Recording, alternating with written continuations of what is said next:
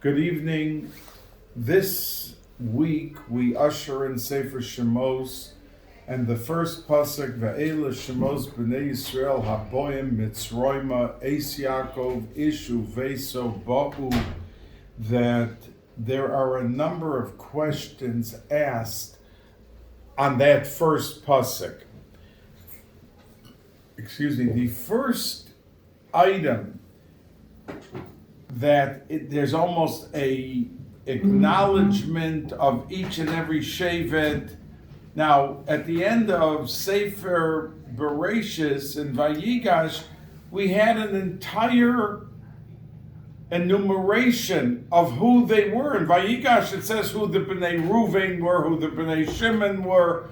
So why is it coming right after? And almost, it's not enumerating in terms of number, but it's telling us who it is, and it's telling us that they came down to Mitzrayim. I mean, this we all had before. So the point of concern, number one, is that very question. At the end of Bereshis we had it, why are we saying it again? The second question, it should just say Ve'ela b'nei Yisrael. Why does it say Ve'ela Shemos b'nei Yisrael? Why does it stress and underscore Shemos? Besides that, we know Shnayim Mikra V'Echad Targum, that there's a remez that we have to be Maver Sedra, which is a very important inyan. There was even an opinion that it was halacha l'Moshe Sinai that we should be Maver Sedra every week, but that's the second question. Then the third question is, why in the first pasuk does it say Haboim Mitzroima? Haboim means coming, as if it's happening now, present. It should say Ve'ela Shemos b'nei Yisrael Sheba'u, that came to Mitzrayim. We're telling a story of what was going on. We're not saying it's happening now. So the answer that is offered, that the secret of success for Golus is in this very first pasuk. The first thing is, we know the Medrash says right then and there that they never gave up their lashon, their language. They never gave up their clothing, the begodim, l'levusham, and they never gave up their names. So we have to realize that there was only 70 coming down to Mitzrayim, and okay, there were Shisha Bekeres Echad, that they had, the women gave birth to 6 at a time. There's even an opinion in the Medrash it was 60 at a time. But according to the common thought Medrash, it's 6. So there was like tremendous numbers that were forthcoming, but in the beginning it was a very small group, and they were coming into Mitzrayim, which was a place that etched out the essence of what Golus is, and every Golus that came afterwards, Rome, Madai, Yavan, everything was a replica from the essence of Golus Mitzrayim. And that's why the Gemara says that Liasad Lava, when there'll be the Gula Shlema, when Mashiach will come, that the Mitzrayim, the Nisim, and everything that happened with Mitzrayim will pale in comparison, but it will still be there. And not that it'll wipe it off the map, because it was in essence etched into the essence of Klal Yisrael. And since coming down, they had to be given the key of success to be able to survive the entire Golus of Mitzrayim. So therefore, the very first pasuk doesn't say Ve'ela b'nei Yisrael, it says Ve'ela Shemos, to tell you that the names were part of the backbone of survival. And the fact that it says ishu veso, that it expresses in a house, the first question is, what's the language that's used in the house? If the children are spoken to in Yiddish, you know they're going to grow up speaking Yiddish. If they're speaking English, they'll know English. They'll refine and they'll develop their expertise and their way of expressing themselves in English. So the very first pasuk is not giving us a history lesson of what was going on. That happened in Bereshis, and we didn't have to repeat it. But the fact that there was unity, ish uveso ba'u, that is the theme of Golus Mitzrayim, of how we survived. And that's the reason that if you look at the end, let's say, of Sefer Vayikra, how does the Sefer end in its last few words? It says, El B'nai Yisrael Bahar Sinai. It refers to the Yidden as B'nai Yisrael. If you look at Bamidbar, again it says, at the last pasuk of Bamidbar, El B'nai Yisrael. You look at the end of Devarim, the very last pasuk, it refers to Klal Yisrael as El B'nai Yisrael. But if you look at the end of this Sefer, Shemos, it does not refer to B'nai Yisrael. It refers to Klal Yisrael La'ene Kol Bais Yisrael, because it was the household and the unity of the family unit that helped them survive the Golus Mitzrayim. That was it, and that's why it's the only one of the 5 Sfarim that ends with the words El Bais Yisrael, because the issue Beiso concept is so prevalent and important in the survival of Klal Yisrael. Now, the Sfas Emes talks about the fact that the Medrash says that there was there's a question that was asked. Moshe Rabbeinu asked it. Why is it that the Umos Ha'olam, the nations of the world, they're living, they're functioning, they're okay, and it's the Jews, the Yidden, who are under such oppression? That was his question. And the Medrash says he had this burning question he couldn't for the life of himself understand. He looked around, everyone is living, coming, going, and the Jews are under terrible oppression. And then the Medrash says that one day he went outside, as the Pasuk says in this week's Parsha, and he said, now I have the answer. What was the answer? That he saw that there were snitchers. In other words, the Pasuk says that Moshe Rabbeinu, who was in the lap of luxury, he was being brought up by Bas Paro. Paro was his stepfather, his surrogate father. He went outside and he saw a Mitzri hitting a Jew. And he looked, and Pasuk says, Vayifen ko v'cho, vayar ki ein ish. And he saw that there was no person that would come out. Rashi says there was no one who was going to be Megayer from this Mitzri, this Egyptian. And then, Vayaches es ha-Mitzri, vayitmeneu b'chol. Then he killed the Mitzri and he put it. How did he kill this Mitzri? With the Shem HaMephorish. So the Brisker Rov once asked and said, why did he have to kill him? If somebody killed somebody in those days, they took a knife, a sword, there were no guns, there were whatever. Why didn't he do it the conventional way? So the answer, the Brisker Rov says, is because the Rambam paskins that if a goy hits a yid, hits, not kills, hits a yid, even for that, he's chayav misa, he has the death penalty. But it doesn't mean death penalty here in this world. It means from heaven, they cause something, he's in a terrible accident, or that from heaven, that they direct the traffic and he dies. So Moshe Rabbeinu had no right to kill him bidei Adam, like a regular, because that's not the halacha. But to come with the Shema Meforish in a miraculous way, heavenly, that he was allowed to. So that's why he used this. So says the Brisker Rov. It's a Goinish question and teretz that he says.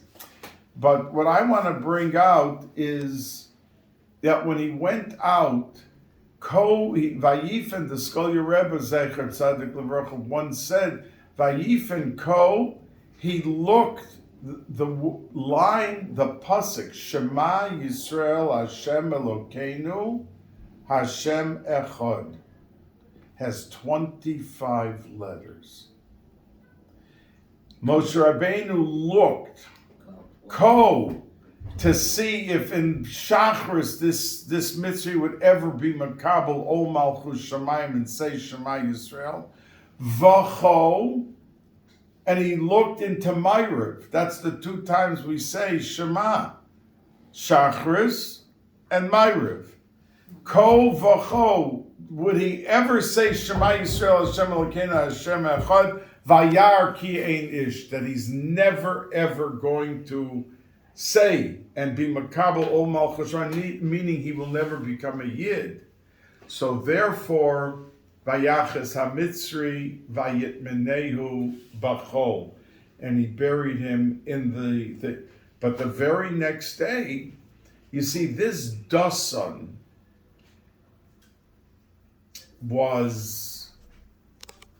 went out to work. The Medrash says that this Mitzri, this Egyptian, saw Dasan's wife one day, and she was exceedingly attractive. So he came into the tent at night, he woke up Dasan and said, "You're late for work, go out to work." And he left.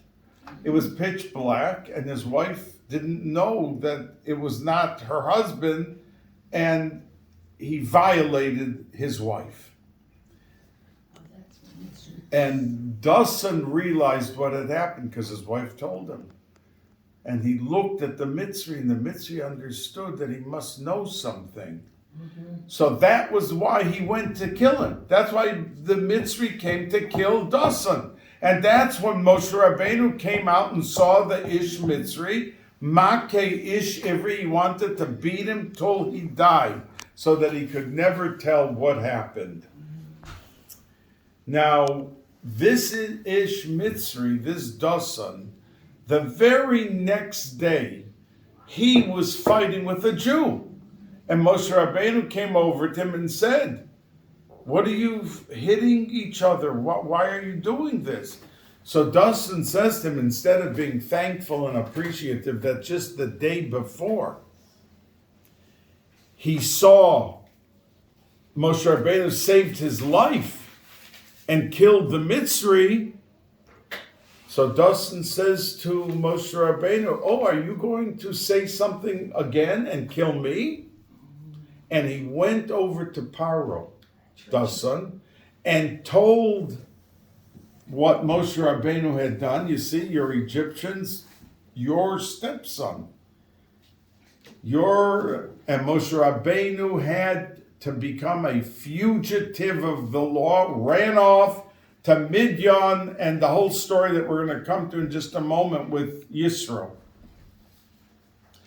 Before I come to that, so the Medrash says, and the Sfas Emes brings this Medrash, that it was the fact that Moshe Rabbeinu couldn't understand why the Jews were being so persecuted, And when this story happened, that someone could go, a Jewish man, against another Jew and snitch and go in and become a dilatorin, the word that the Medrash uses, against another Jew, he had no more kasha, because he saw that Jews are the greatest, but they also have some weaknesses that many others don't. Many, even amongst Goyim, they won't snitch on each other, they won't this, they won't that.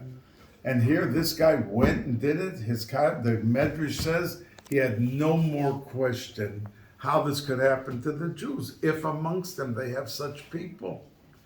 So what we take away from this is we have to be very cautious and careful as to how and what we say. I mean, here, you go out and save someone. Moshe Rabbeinu did not become, if that's what could happen to me because I saved someone, saved his life, and then he's doing this, that's it. I don't want any more to do with. And it really means to express that there was unity before, when he had his question. Unity, Achdus, Klal Yisrael. And then he saw that it was fragmented.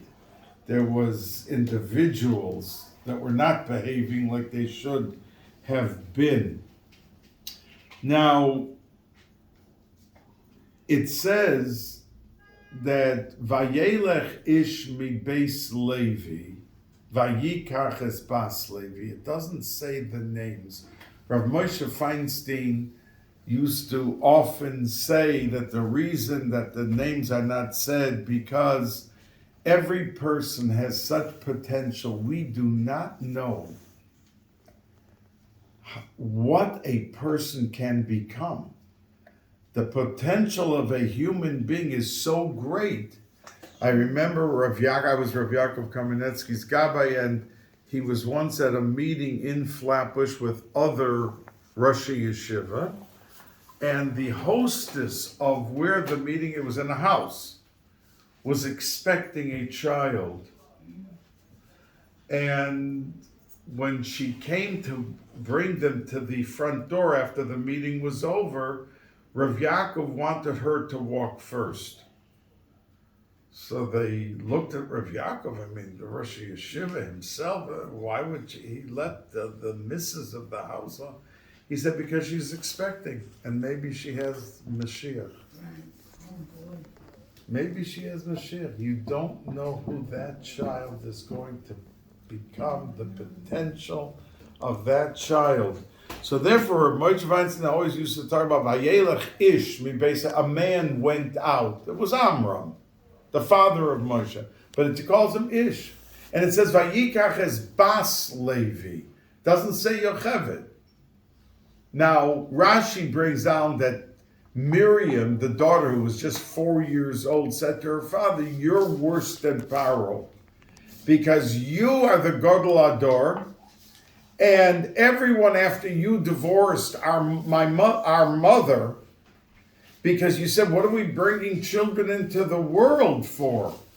If we're bringing children in the world to be thrown into they took 30,000 babies and threw them into the Nile or threw them into the cement to be part of the bricks.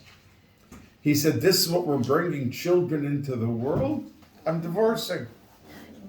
And he divorced, but then his little daughter Miriam said, "You're worse than Paro. Paro only said to throw the boys in, but not the girls. So the fact that you're not married anymore, it's boys and girls, so you're worse than Paro." So he said, "You're right, and I'm going to remarry." Now we know that Yocheved went and got married and had Elitzaphan, Eldad and Medad, and that was Elitzaphan's taina later on. But anyway, why he wasn't Nasi. That Eldad and Medad were born, so we have a halacha of machzer gerusha, so that means if a woman is married and there is a divorce, not a death, but a divorce, and she remarries another man, and then let's say the man dies or she gets divorced, she cannot go back to the first husband. That's called, it's an Issa D'Oraisa, it's called Machzir Gerushaso. So how did Amram take her back?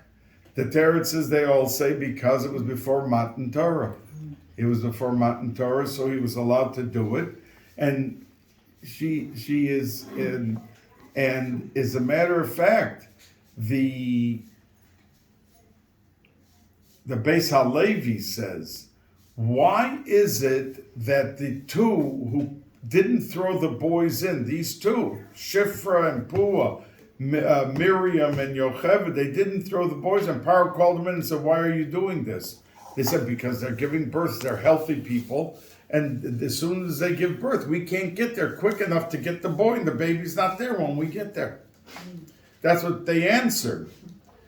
So, but they were given, the pasuk says, Vayas lahem batim, they were given houses, meaning that kahuna came out from them, and also malchus.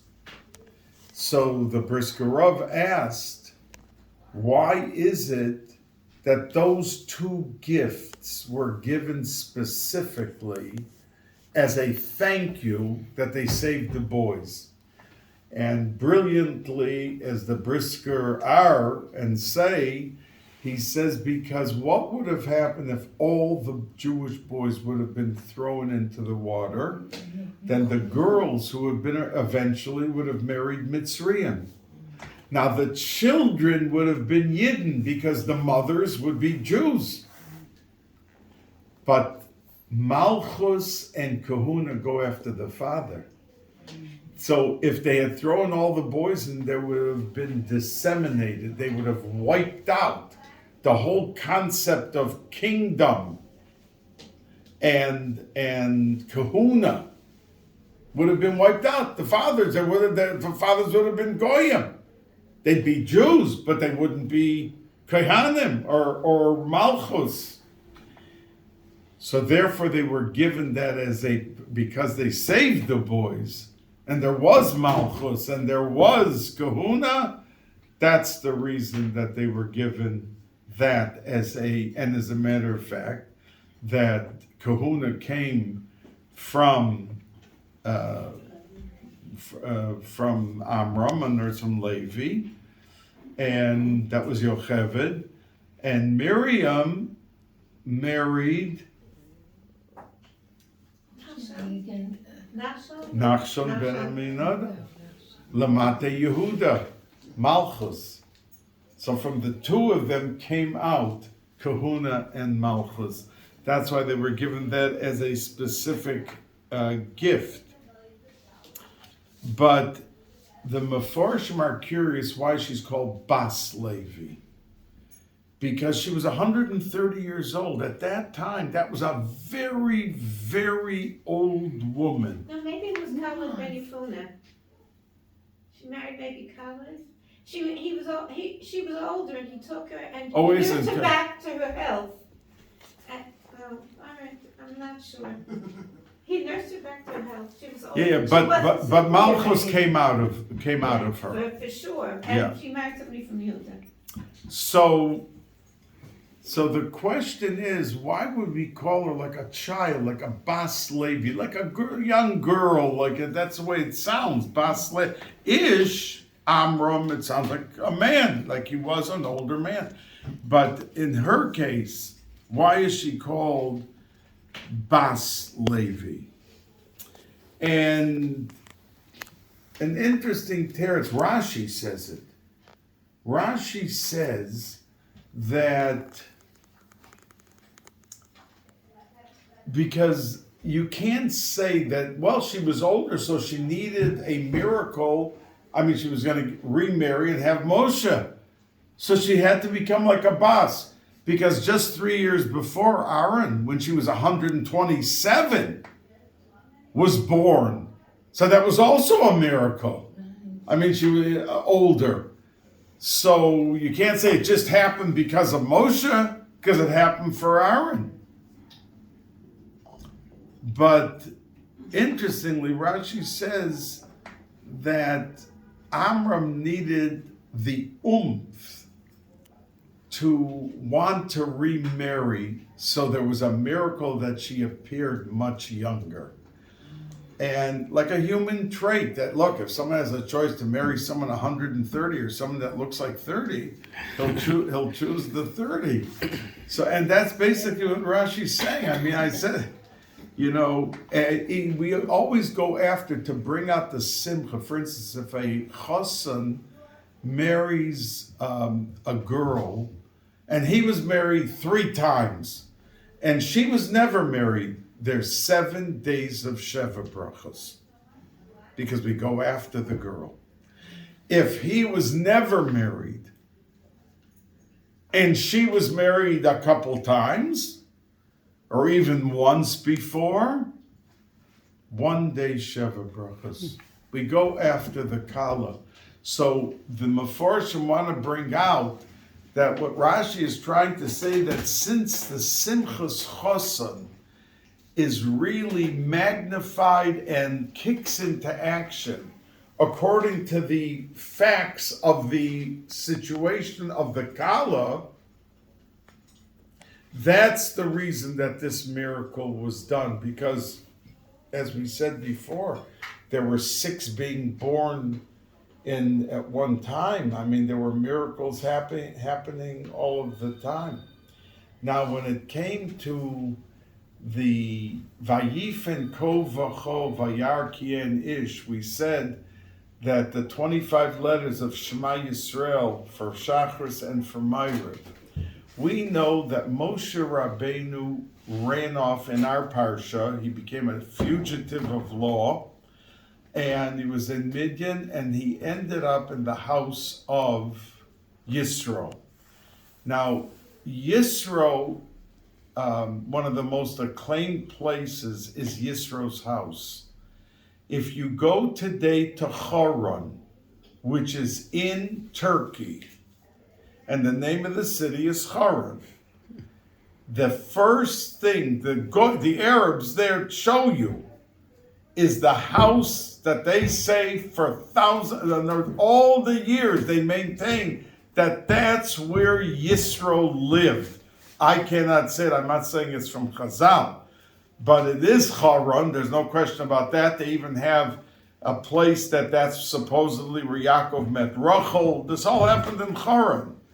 And the house of Yisro was there, and when the girls came home early, and their father asked them, "Why are you coming home so early today?"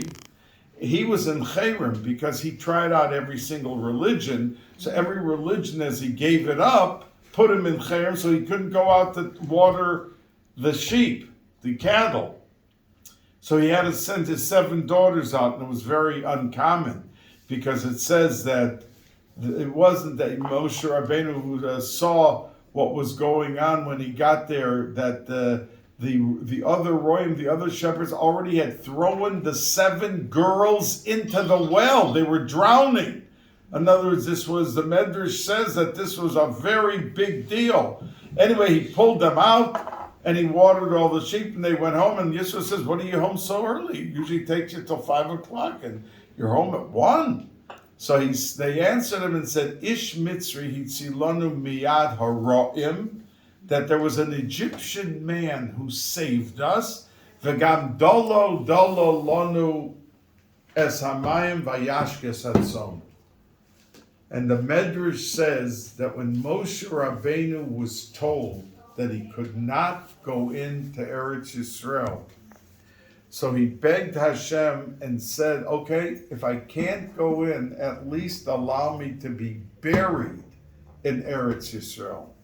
And he said, "No, because remember this story with the girls with Yisro? When they came home, they called you an Ish Mitzri. You didn't look like a Yid. They thought, and for that statement, he was never buried in Eretz Yisrael."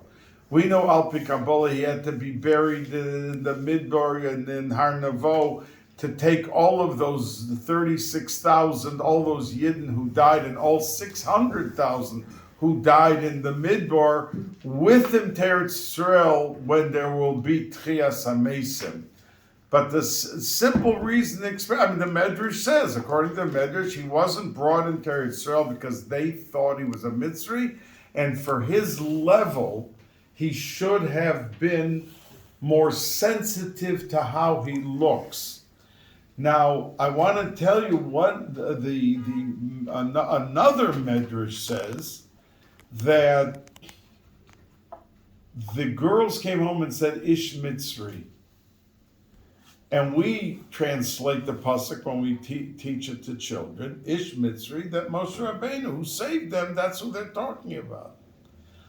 But the Medrash says that they were saying, that Ish Mitzri that Moshe Rabbeinu killed and ended up the next day being criticized by Dosan, he had to run away. The whole reason we were saved, we were in the water, we were almost dead, we were drowning. Who saved us? That story that started with the Ish Mitzri, with that Ish Mitzri over there, Hitzi Lonu. He ended up saving us by doing what he did over there and trying to kill Dosan. Now it says that when Moshe Rabbeinu got to the house, because Yisro said, "What? You left him outside? Kiran lo v'yochal lechem. Let's give him dinner at least. The man saved you. Why is he outside?" He came and he stayed 10 years. I guess you can refer to overstaying one's welcome. But his father, Yisro's father, the Medrash says, Reuel, threw him into prison when he heard that he was a fugitive. Yeah, and he kept him there for 10 years. And it was Sephora, because they asked Akasha, how could Moshe Rabbeinu, who didn't want to be nursed by a goy, because his mouth in the future was going to speak with the Shechina and everything, how could he have married Sephora? And they answer and say, because of Hakaras Hatov. Hakaras Hatov. That she came every night that the family did not know she was bringing him food to keep him alive and well. Every night for 10 years brought him the food. So he felt that was such a powerful statement on her part that she was Reuya to be the mother of his children and to be in that position. Again, it was before Matan Torah. But I want to think about this. What did he do for 10 years in the cave alone with no books? You could go crazy. Listen, and is okay. How did Noach learn Torah? From Hashem. With Hashem. Ruach HaKodesh. So Moshe Rabbeinu was less than Noach, and as a matter of fact, there's a day that Moshe Rabbeinu was the neshama of Noach. And that's why his life began in a teva. He was saved in the water, in the little boat. And that's how Noach was originally saved. But there's another medrash that before he got to Midian, he was the king in Ethiopia because Bilam's children took over a town. And the soldiers were away fighting, and after a while they wanted to go home. The king had died, and they couldn't get in. So he told them, take ravens, eagles, that are very hungry, and put around the moats water, the snakes will come. That's why people couldn't get back to home. And the ravens ate the snakes. And so Moshe saved them, and they made him king. But he after a while, this little boy for 40 years, right? 40 years. Right, 40 years. And finally, the wife said, he doesn't believe in our religion. My son grew up. Let's take him back. They gave him presents and left. That's why Reuel thought that he was running away, because he must have done something terrible. He didn't run away. The people honored him, but they had such complicated lives. I don't think he had practically a good day to his life. kosher. But he was 10. He was 10 years there, and he obviously learned lots of Torah, and he kept. And the schos, if he couldn't nurse from someone who wasn't Jewish, and it was mutter lahalacha to keep him alive and whatever, but he wouldn't do it.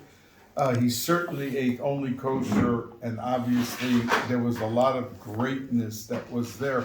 You know, there's a famous question that if Avram Avinu begged Hashem to save Sodom and Amorah, and not one was saved. And right after that, they went to Lot, and Lot took the two angels, and as they escorted them out before it was destroyed, the city was destroyed, they told him to go to Mitzar. And Lot, they told him to go to the mountain. And he said, Imolta no nafshi, he wants not to go up, he wants to go to the city of Mitzar. Now, Mitzar was one of the 5 cities that these angels were supposed to destroy. It wasn't just Sodom and Amorah. There were 3 others. One of them was Mitzar. And he said, please save the city of Mitzar. And they said, okay, we're going to save the city of Mitzar. Avram Avinu was begging for 10 people even. Not one was saved. Avram Avinu. Yet Lot asked for the city of Mitzar, and they granted him his request. And so it's an obvious, blazing question. So the answer that is offered is, Avram Avinu asked HaKadosh Baruch Hu, and HaKadosh Baruch Hu had a gezerah against these cities. He agreed, yeah, you find me 10 tzaddikim, 20 I won't do it. But if there's not, there's not. Had Avram, the Lot though, asked the Malachim, not HaKadosh Baruch Hu, and they were indebted, HaKoras HaTov, to Lot, because he was ready, the Meshuggah was ready to give his own daughters, said, take my daughters, do whatever you want, but just don't touch these men, don't touch these men. They owed him a tremendous debt of gratitude. HaKoras HaTov, but Avram Avinu, had he asked, the Meforshim say, the Malachim that he fed, the 3 angels, then he would have gotten also the Sodom and Amorah would have been saved. The power of HaKoras HaTov. The power of HaKoras HaTov. Now we know that it says, Vayar b'sivlosam, Moshe Rabbeinu went out and he saw them suffering. The Jews, they were oppressed, they were beaten on. And Rashi brings and says the Medrash, Ra she'ein lohem menucha. And he went, the Medrash says, and he said to Paro, listen, if you're going to work anyone 7 days a week, at the end they're going to drop. And Paro said, you have a point. I'm going to give off a day. And Moshe Rabbeinu said, give them Shabbos. It didn't make a difference to Paro which day, but he wanted to get them off on Shabbos. And the Medrash says, what did they do all Shabbos? That they had a day off to catch their breath. There were 11 Prokim and Tillim that Moshe Rabbeinu authored. And they said that, and they said Mizmor Shel Yom Shabbos, and there were Megillas that at the time of Yaakov Avinu, which had been written, different things, Divrei Torah, different things. Anyway, on Shabbos that they got off, they went and studied, and they said those things, the Tillim, the Megillas. But they asked Akasha, Paro, what did he care if they were going to drop dead from exhaustion? He wanted them dead. He was throwing the kids into the water. So why suddenly, you're right, I'm overworking them. I got to give them a day off. And the Meforshim say a very striking and interesting thing. That after Paro got used to free labor, that means he had 1 million people working for him free. Where would he have gotten the pyramids, the whatever he wanted done in the country? Where would he have gotten it free of charge? So he was, as much as he hated the Jews and he wanted them dead, but the economics, the money was more important to him than that. Now, when Moshe Rabbeinu was told by HaKadosh Baruch Hu, I want you back, and that's why he refused to leave Tzipora, the Hakara Satov, because he could have just said to her, you stay here, and I'm going to go for the next 6 months to get the Jews out. HaKadosh Baruch Hu spoke to me, take out the Jews. And Moshe Rabbeinu's first reaction was, no. Who am I? Mi Anochi, who am I to do this mission? He gave HaKadosh Baruch Hu a hard time, and for that hard time, for 7 days, he became Kohen Gadol. For 7 days, he was supposed to be the Kohen Gadol, but because he argued, he lost the Kohen Gadol. And it went to Aaron, and then by the Egel, even though Aaron was only buying time till Moshe came down on the 40th day, but he did in some way participate in stalling for the best of reasons, but he was participating. Again, he lost the Kahuna Gedolah. And Moshe Rabbeinu begged Hashem, don't give it to me. He's destined for it. He meant, and HaKadosh Baruch Hu gave it to him, gave Aaron. But Moshe Rabbeinu said, I don't want to be the one to go. I feel I'm just not the right person. And he should have said that, HaKadosh Baruch Hu, if you say so, that's the end of the conversation. But what did Hashem answer? He said, you'll take out the people and tavdun es ha'elokim al ha'horazah. At the end, the people, because Moshe Rabbeinu said they don't even deserve to go out there. They're busy, they're ovdei avodah zarah. Like, where are you finding the schus that I should be able to succeed in this mission? Which he was in a way questioning HaKadosh Baruch Hu, and he paid a very big price. He lost the Kahuna Gedolah for it. But the Mefarshim say a very interesting thought, and that is that you do not judge a person or look at a person as he is today. You look at what he can become. Hashem's answer to him was, no, it wasn't.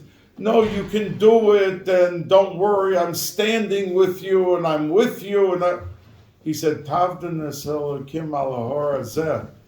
The future's going to bring that these people who you are criticizing, and you are talking about them, one day they're going to be standing by Har Sinai and they're going to get the Torah, they're going to be transformed to a totally different people.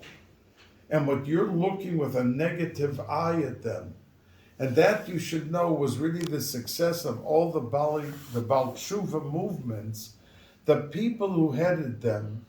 You know, if you ever spoke to Rav Shlomo Freifeld, who opened up Shar Yoshev and Farak, and all of those who promoted these movements, and people would say to them, look at the long hair, look at the look how they're living, look at that. None of them saw that. They saw what they could become. The Tavdun es ha'elokim al ha'hor hazeh. And we have to sharpen that because we're very quick. Somebody walks into shul with hair down to his back, and we're right away cringing. We're looking aside, and to the great credit of Lubavitch, I remember in Torah there was criticism to Lubavitch. They're going on the street to put tefillin on the goyim. That's what used to be said.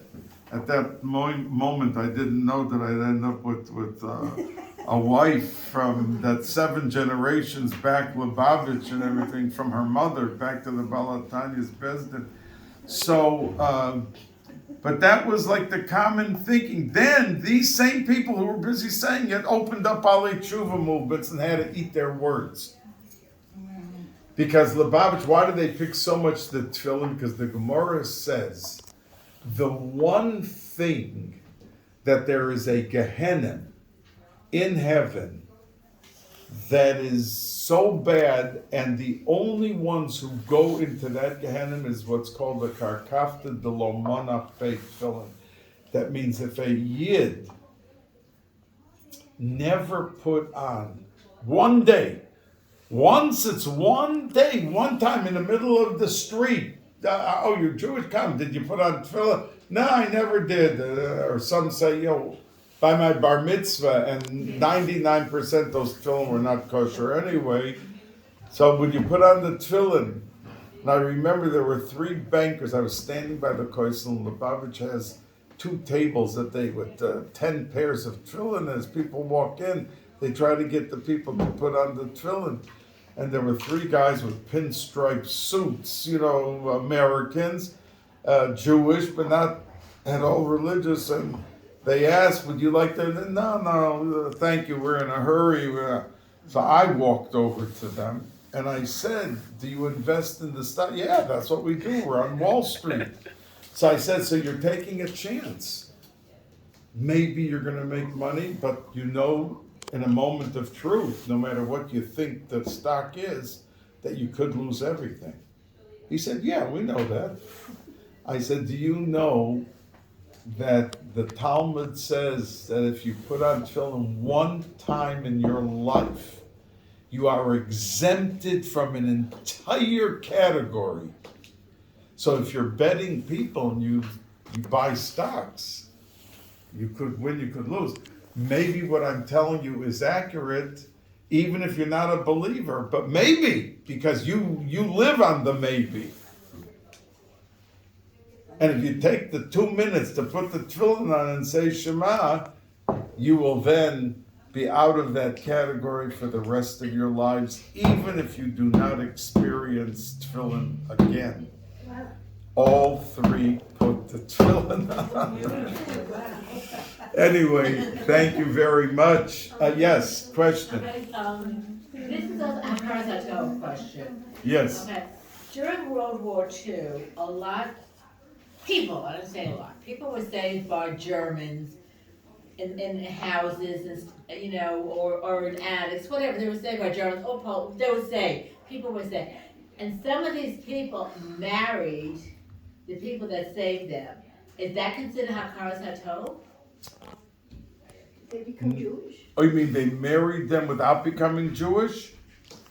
Yeah, no, that's not hakaras hatov.